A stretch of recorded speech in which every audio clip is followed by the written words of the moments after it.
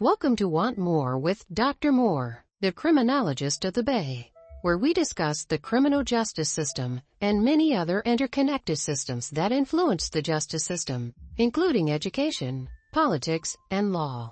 Your host, Dr. Jamelia Moore, is a college professor who created this space to discuss and facilitate transformation in criminal justice. Each week, we'll interview dynamic leaders and changemakers in both the professional and private sectors who are impacting justice as we know it to educate, empower, and enact the changes you want to see. Here's Dr. Moore.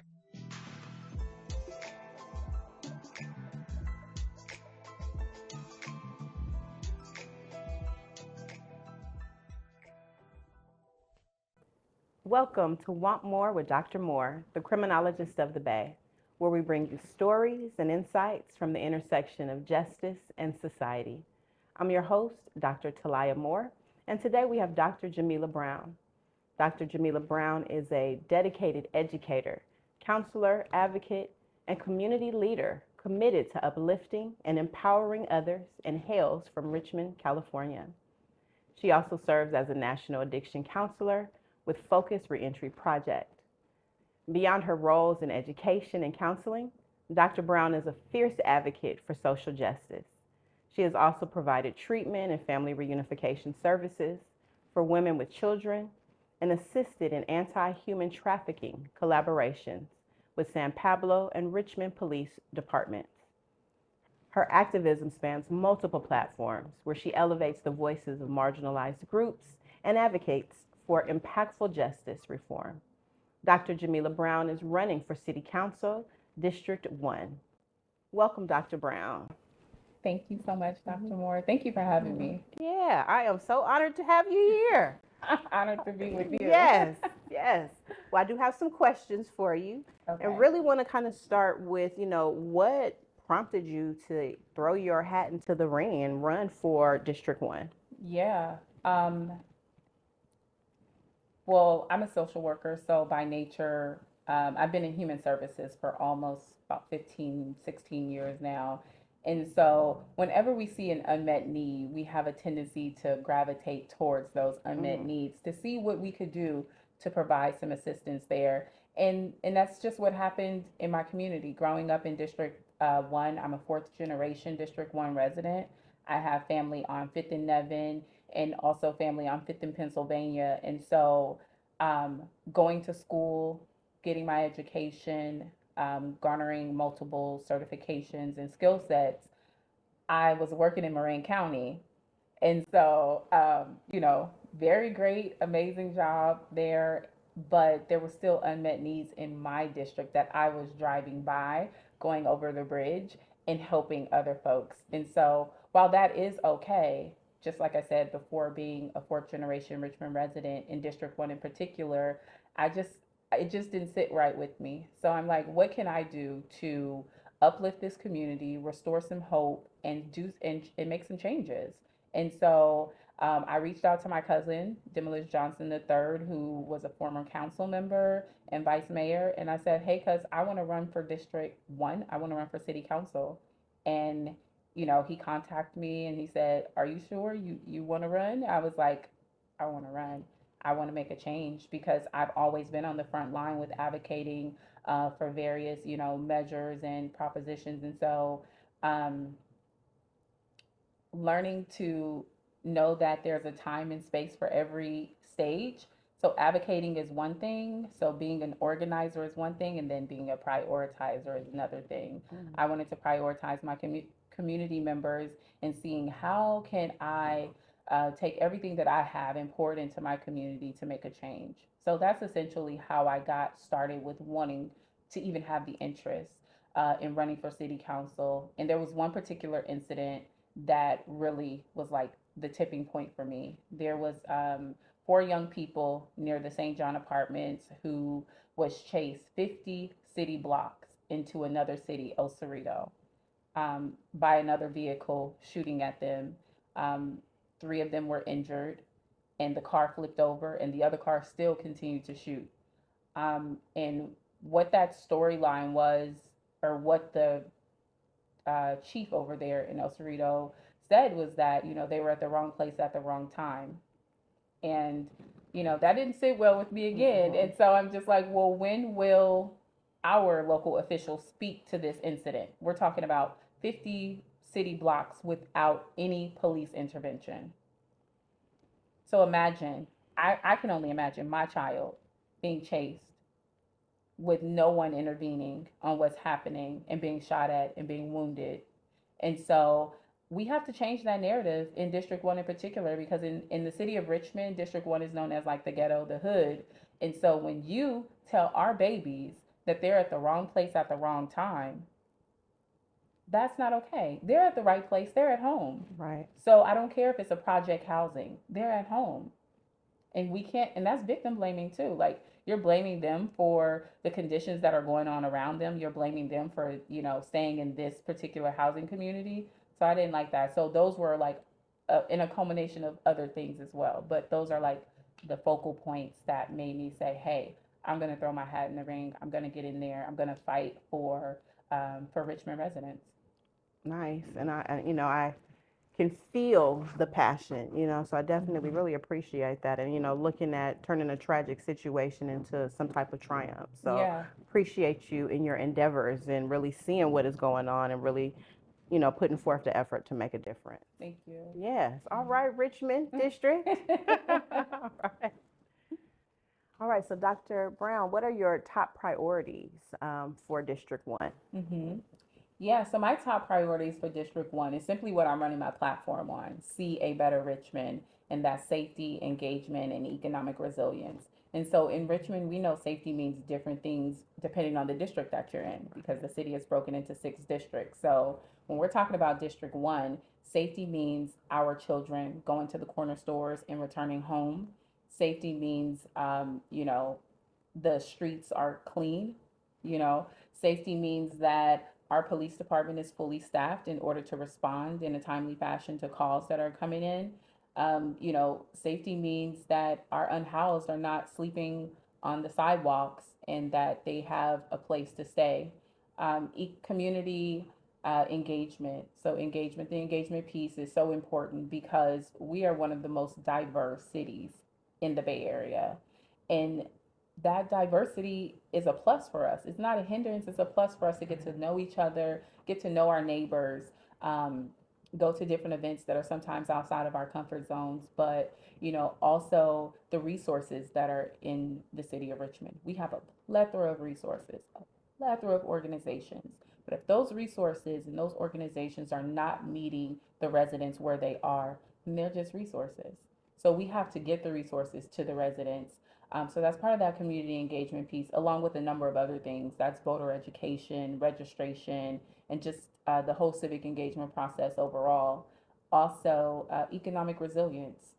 Downtown Richmond, where District 1 is, once was a thriving place. Like, we had, before Hilltop Mall, all of the shopping and Right. eateries and everything like that was in downtown Richmond. So to harp on the revitalization of that district, if you've driven by there anytime more recent, then you'll see that if you've been there before when we had some thriving times, and to see it now, it's really sad. It's really sad that we have a lot of underutilized areas, underutilized lots, places that could be activated and turned into community spaces and turned into those community those community centers that our young people can frequent, and other opportunities that, we have a lot of entrepreneurs in the city of Richmond. Let's activate these spaces. And if they're not being activated, why aren't they being activated? Those are the questions that we need to be asking. I'm 37, so there's some spaces that look the same, like since I was 5, 6. That's crazy. Yeah. So it's like, hey, well, what are we doing with this area? Things of that nature. We have a homelessness crisis, and we are, we have certain things moving, but could we be doing more? And I think that's another question for the city of Richmond. Could we be doing more? Yes, we could. Yes, we can be putting the money where the needs are. Right. And I appreciate when you talk about safety, how it is all encompassing, not just the law enforcement Yeah, response, but really like people in their own space yeah, feeling and thriving is safety as well. yeah. So thank you for speaking to that. Hmm. All right. Richmond has faced some significant challenges when we think about housing, much like the rest of the Bay Area. Hmm. What specific strategies are you proposing or are you in support of to help in resolving some of the housing challenges that exist? Yeah, some of the housing challenges that exist. So it's things like that that have been vacant for, decades. So we have to start activating spaces like that. Wow, to know about where you foresee the progress going is actually good to hear. I mean, Hmm. homelessness is running rampant, right? We have a lot of people who are unfortunately unhoused. And so Yeah. hearing that you have a plan to be responsive to that population is actually really Hmm. important. I Yeah. think it impacts everybody, Hmm. including when we think about safety and public well-being as well. So Yeah. it's good to hear that, you know, people who are unhoused also are being incorporated into your plan. Yeah, most definitely. And I also had the opportunity to work with some of the unhoused population during doing counseling services at COBIZ 2 days a week with the Castro encampment participants.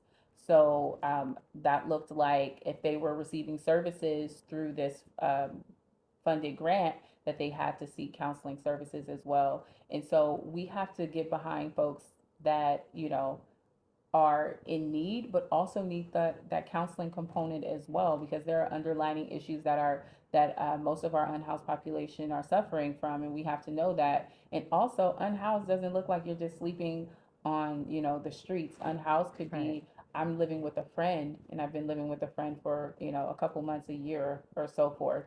So we have to tap into you know overall, like you said, what it encompasses. Like our unhoused population, it doesn't just look like those who are on the streets. It looks like those who are just simply displaced. Right. Thank you. Thank you for that clarification. Hmm. Yeah. As an educator, what insights can you share about the state of education in Richmond? And what can be done to improve educational outcomes in Richmond, particularly when we talk about the underserved communities? That's a big one. I've had the privilege because I wanted to know the same thing. So I took it upon myself to go to the school district and to become a sub. I wanted to get inside the classrooms and see where the disconnect was happening, because um, I just wanted to know how can I contribute to enhancing the experience of a young child. And so I started to substitute, and I'm learning so quickly that students were um, straying away from not just the work, but even being in the class, just because they were not interested, they wasn't engaged, and many of them were not reading on grade level. And so when we're talking about California and Richmond in particular, where 70% of our black students, black and brown students, are not reading at grade level. And then, being someone who works inside the justice system and knowing that they're 70% more likely to go to Mm-hmm. jail if they don't have a high school diploma. So just the correlation to crime and education, it just lets me know what we're dealing with when we're in schools. And you have a district who, we've spent a lot of time talking about mental health, which is extremely important. But I think that has taken um, taken a front seat to traditional structural education. And I think that we need to start teaching our kids the basic fundamentals again. I think that we need to stop pushing our kids along in school if they are not ready. And sometimes and so a lot of those things too, the school board, they're responsible for learning and to doing those budgets and things of that nature. But collaborating, on the city council, collaborating with the school board to understand what are the breakdowns in our school system. We Right. have a lot of English learners, and we have a lot of overcrowding class. We have a teacher shortage, and the teacher shortage is being supplemented with substitute teachers. And so we have kids that are not, we're talking about lack of engagement, but they can't even really engage because we don't know if you're going to still be here next week or show up even tomorrow. So that's a lot. Going into when I went into Dijon, they told me you were the first substitute to accept um, to accept the opportunity to come into the school, the first substitute that entire school year to accept it, because Dijon is labeled as like this school, has like a lot of negative stigmas around that school, but not for me, because these are my friends' kids, Right. really, Hey. because I grew up in this community, so I know y'all moms and stuff. So when they're trying to get fresh or something, I'm like, I will call your mama, and and really call your mom, because I had teachers like that who invested time and would call my mom. But those were some of the best teachers that I had. But to your question, we have to do more with understanding the population that we're serving, because different schools, if you go to Hercules, Pinot, and schools of that, Salesians and other schools like that, even though Salesians is not in the district, but hold on, is Salesians in the district? No, Salesians is not It's in. in Richmond. Yeah, but when we go to schools like that, when we go to schools like that, we there's a standard. There's a standard when you go to schools like that versus when you go to a Kennedy High School. You can cuss out the principal and cuss out the staff members and things of that nature, and just things that we've start to accept and not really place the structure. And structure doesn't have to be discipline. I think that's where a lot of the administrative breakdown is, because discipline does not have to be punitive, Right. but we have to have structure. We have to have structure in our schools, and we have to hold a standard as to what the expectations are. And we know now that a lot of anything goes is about their behinds being in the seat. We know that if they're not there, then we don't get paid. So we can't look at our kids like, if they're not there, we don't get paid. If they're not learning, we shouldn't be getting paid. Right. Like, why is it that this student is a junior and are and falling behind in such a way? Why are we not providing tutoring services? That Why do we not have individualized plans for students? It's what I see today is either you are excelling and a scholar, or you're an at-risk youth. But it's all of those kids that we have that are in the middle, that are being lost and that are falling through the cracks. And I think that, that's what is like a no-go for me. Like, our kids need to be learning. Our kids need to know how to read. Our kids need to learn um, at earlier stages, whether or not they want to go the traditional route to college or into the workforce. And we have to stop scaring our young people with, you're going to be over your head in student loans if you go to college. Like, that's not the case. Right. We have to have people that are in position that say, hey, you can go to college for free if that's the route that you want to go to. So, Yeah. yeah. Yeah. Well, I mean, I definitely hear you with the school to prison pipeline. Yeah. And those students who are reading below grade level, how it places them at risk for so many other issues and maladies that we see impacting system involved youth, and we don't want them to get into that system. Yeah. So just the value and the importance of the education system. Yeah, Yeah. for sure. Yeah, there has to be there's definite value in that. And when we're talking about young kids that are being caught in the system, I'm like, we have our scholars and then we have the at-risk youth, but why are they at risk? And then also, like, those kids that are just showing up every single day, just, business as usual. Yeah. And those are the kids that are not getting, I think, a lot of the services that I think, because it what made me say that, because, like, I work inside juvenile hall, and so a young person told me, this is my first time being exposed to all of these services. I had to go to jail to get exposed to all of these services. That hurts my heart, but it I is a just story wanna- I have heard time and time over again. Yeah. I'm like, we have to stop telling our kids that you have to, not telling our kids, but I mean, we permit what we promote. So when they're looking at things, they're like, hey, I have to come to jail in order to get therapy services. I needed therapy when I was out, but I fell under the cracks and I was, just pushed along in the system. So I Right. wasn't able to get those resources that I needed. And often those resources are not readily available. They don't know where to go and get those resources, and oftentimes we have local officials and everyone talking about, where's the stakeholders, bring the stakeholders to the table. I'm like, well, the experts of their story is the person. Right. The experts of their story is the mom who's trying to, get some direction with this young person that she can't, she can no longer contain, and she needs some help, but nobody's coming to help. So it's like, how do we as a community, um, help out our education system? Although as a city council member, we don't directly control what goes on in the schools. However, that is a great point for collaborative leadership between the city council and the school board to come and connect. Because guess what? When we have a whole child showing up, then we have better outcomes at school. But the whole child has to show up because that means other systems in their lives are working. So that's what I think. Like when I have a Mm-hmm. kid that comes into juvenile hall and they're coming to see me, I don't look at them for the crime that they committed in that moment and that got them there. I look at all the systems that failed them before they got there. Yes, and unfortunately, when all other systems fail, the justice system prevails, and Prevails. that is an unfortunate reality for many young people. Yeah, Yeah. yeah.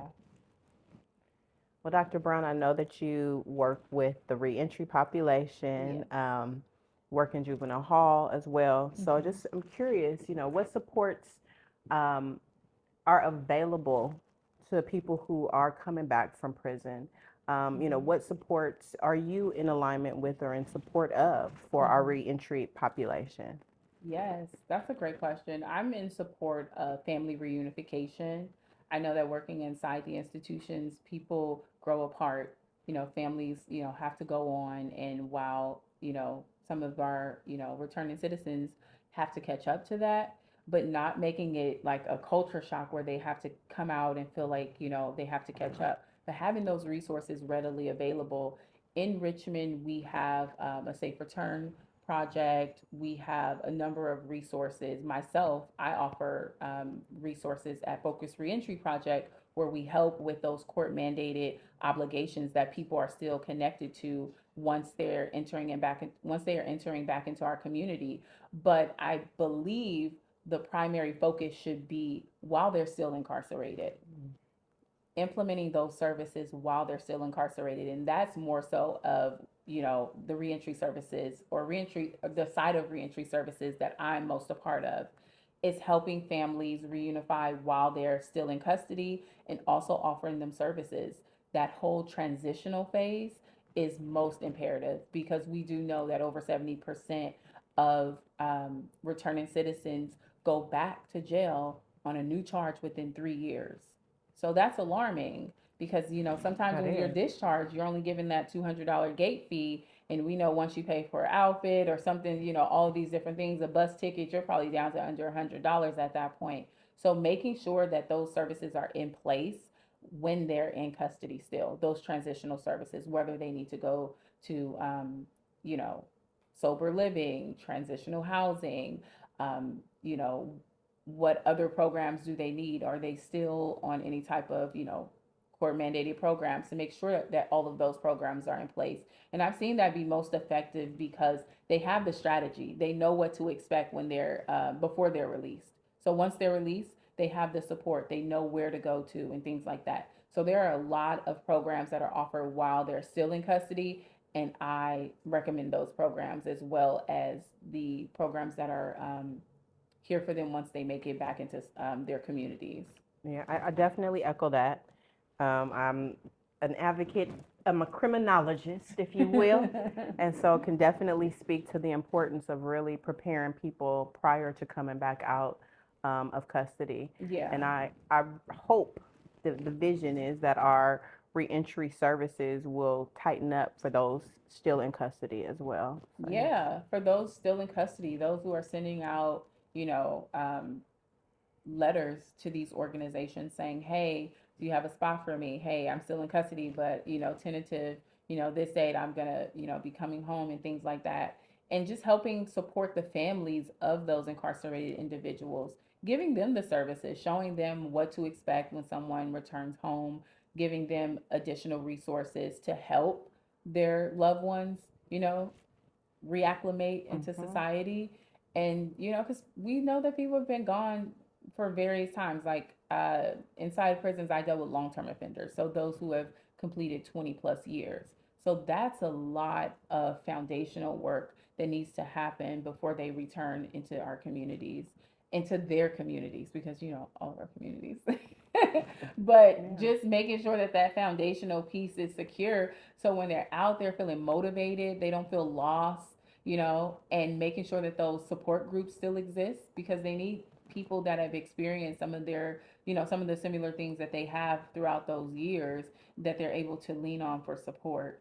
So I think that's important too, to have support groups out. Yeah, I mean, really a sense of community, right? And Mm-hmm. in all of the stages of anyone's transition. Yes. Yeah. Yes.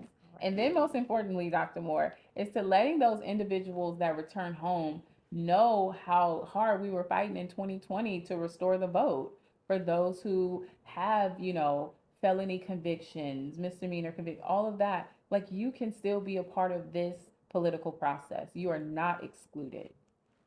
We fought in three-digit heat about that exclusion. Yeah, yeah. So, you know, Proposition 17 restored the vote for those, you know, who are, you know, still on, you know, probation, those who are actually even still um inside the county jails, they can still vote.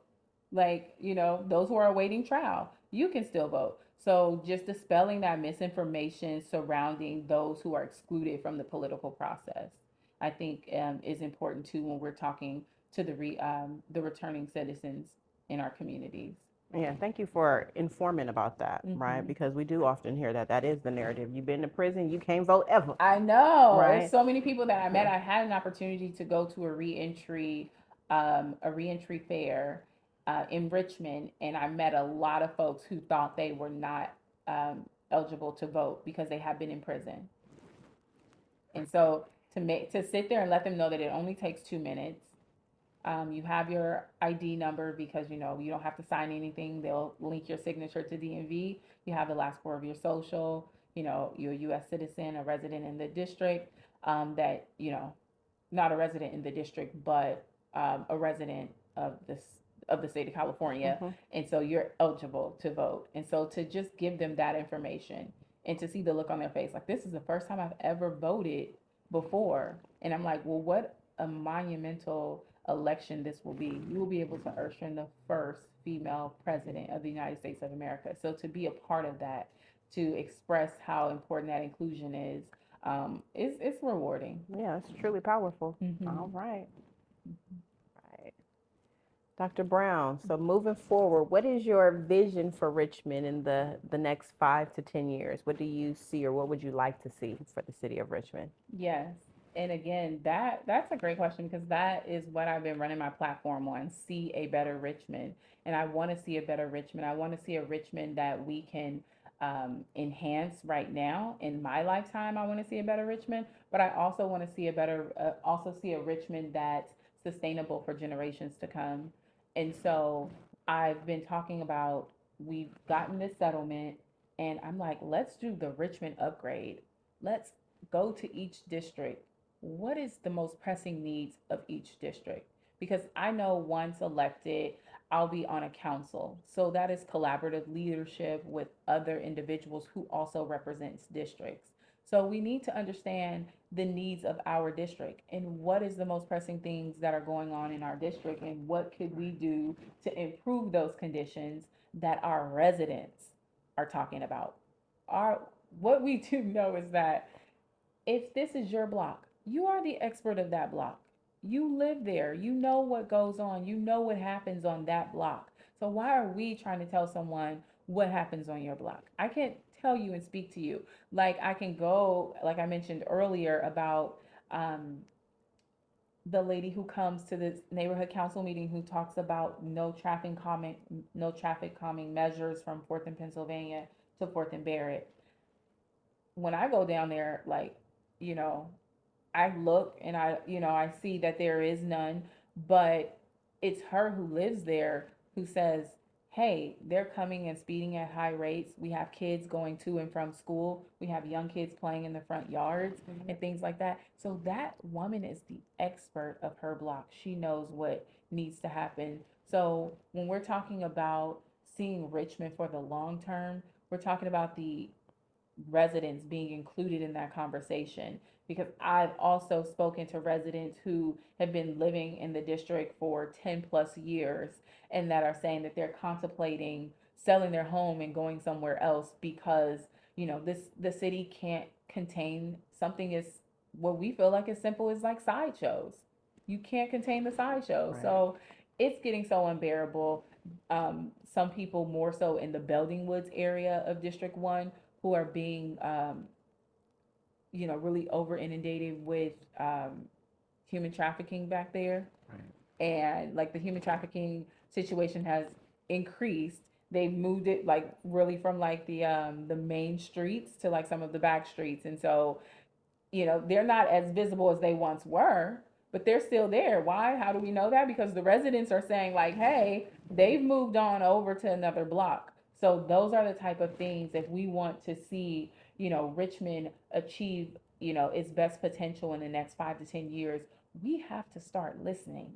We have to start listening to the people. And I cannot stress that enough, that the people are the experts of this situation. They are the primary stakeholders. They are telling us what they need. And it is up to us as elected officials and future elected officials to address those needs and meet those needs with actionable solutions. Yeah, nice. Good. Mm-hmm. All right.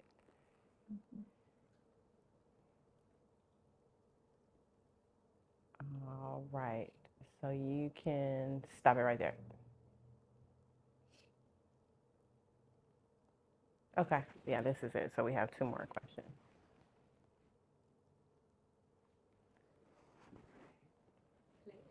No, you can just leave her just right there. All right. Dr. Brown, what legacy would you like to leave if elected to District 1? What would your legacy be that you would like to leave? Yes, my legacy. I would like. I've actually had an opportunity to attend two funerals this year of some amazing women. One, my own aunt, Annie Mae, and people there spoke so many great things of her, how she was so influential and so impactful in their lives. And I also got to attend Miss Floria Evans' funeral. She would have been 106. And she passed away at 105. And the Wow. amount of people that attended that service and spoke so many great things of how she was so impactful in her community. I can only aspire to be like that one day, So running for elected office and able to be a change maker, agent of change in my community, a freedom fighter, a fierce advocate, somebody who stood up instead of standing down. I can only just aspire to be like, two women, of that caliber. And so the legacy that I want to leave is that she did not leave a stone unturned. She rattled some cages along the way because she wanted to see her community get what they actually deserve. District 1 deserves better. District 1 has been underserved and underlooked, and it's no secret. It's stats, it's proven. So, what do you do as a district member? We answer the call. And so the call is proactive representation. And I'm a proactive leader, and I plan to meet them on election day and ready day one when it's time to work, because I want to see a change in my community. I want to leave this earth content, knowing that I did everything that I can. So I think that's like the most important part is, once I take my last breath, did I do everything that I can and within my power to contribute positively to my community? Right, right. Really empowering. Change maker. Okay, we hear it. It's resonating through the building. All right, so just as we are concluding, Is there one final message that you would like to leave to any voters, anyone who may be still considering? Like, what message would you like to impart into our audience? Yes. As much as I would love to say vote for me, like I want you to vote for me. However, I've learned this campaign cycle to scale back and to do more around voter education, understanding what I'm voting for, understanding who I'm voting for and what I'm voting on. I found to be most important because it's easy to check a ballot, but do you understand the impact of what you're checking and how that will later impact our community directly? And what's so amazing about local politics versus, federal policies is that local politics affect our day to day, our police department, our fire department, our infrastructures, our roads and parks and things of that nature. So when we're talking about local politics, it's so imperative that you understand the state of our city. Our city, like I mentioned before, has become this anything goes type city. And what I want to do and what I want to bring to the council is restoring the resident, returning Richmond back into the hands of its residents. And I want them to know that please register to vote. We are 30 days to the election and we have work to do. There's work that has been done, but could we do more? And I think we can. I think we can do more with proactive leadership, folks who are ready to get into office and really move the needle. We have too many stalled things because of, other political entities are negatively influencing some of the decisions. And I think that we need to get the community back at the forefront of what's going on in our city. Nice, nice. Well, very impactful last words. I definitely will say that. Yeah. All right. So as we wrap up today's episode, I definitely want to thank Dr. Jamelia Brown for coming, for sharing your willingness to talk about your political campaign and really the projection that you see moving forward for Richmond as you are running for City Council District 1 in the city of Richmond. I challenge each of you, all of our viewers, to take this information into your communities, whether it's through advocacy, volunteering, or simply educating yourself and those around you. Much like Dr. Brown, you can make a difference in your community. Thank you for tuning in to Want More with Dr. Moore, the criminologist of the Bay. If you found this episode informative, please share it with a friend, subscribe, and leave us a review. Until next time, educate, empower, and enact the changes you want to see. Want more. Want more with Dr. Moore, the criminologist of the Bay? Follow us on Facebook at Want More and like and subscribe on Instagram at Want More Dr. Moore for more information and future episodes. Until next time, educate, empower, and enact the changes you want to see. Want more.